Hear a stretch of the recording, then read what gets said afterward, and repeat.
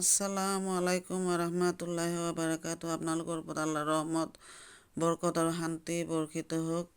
আউযু বিল্লাহি মিনাশ শাইতানিৰ ৰাজিম। বিস্মিল্লাহিৰ ৰহমানিৰ ৰহিম। খেদা খোৱা শয়তানৰ ফুচলনিৰ পৰা আল্লাহ তুমি আমাক ৰক্ষা কৰা। পৰম কৰোণাময় পৰম দয়ালু আল্লাহ তাআলাৰ নামত আৰম্ভ কৰোঁ। সূৰা আন-নিছা তিৰোতাসকল, ৰুকু 15, 101 নম্বৰ আয়াত।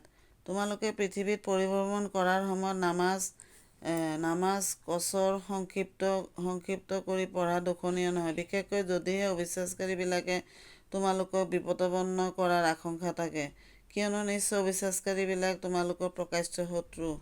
102 নম্বৰ আয়াত। হে মুহাম্মদ (ছাল্লাল্লাহু আলাইহি), যেতিয়া তুমি মুছলমানসকলৰ মাজত উপস্থিত থাকা আৰু যুদ্ধকালীন অৱস্থাত নামাজত নেতৃত্ব কৰাৰ বাবে থিয় হোৱা, তেতিয়া এদলে অস্ত্ৰ-শস্ত্ৰ লৈ তোমাৰ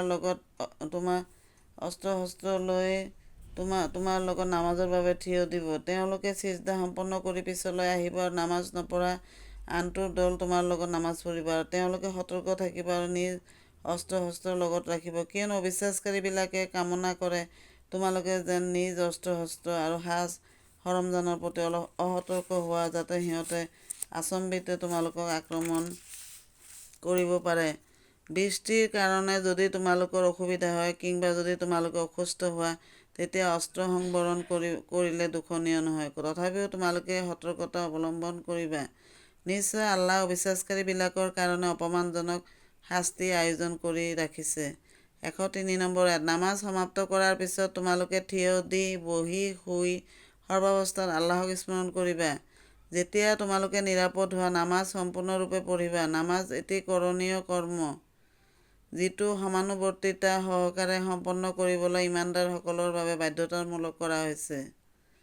104 নম্বৰ আয়াত। শত্ৰু দলৰ পিছ লোৱাত হেলা নকৰিবা। যদি তোমালোকে কষ্ট পাইছা, সিহঁতেও তোমালোকৰ দৰে কষ্ট পাইছে, কিন্তু তোমালোকে আল্লাহৰ পৰা যি আশা কৰা, সিহঁতে সেয়া আশা নকৰে। আল্লাহ সৰ্বজ্ঞ জ্ঞানী। সমাপ্ত।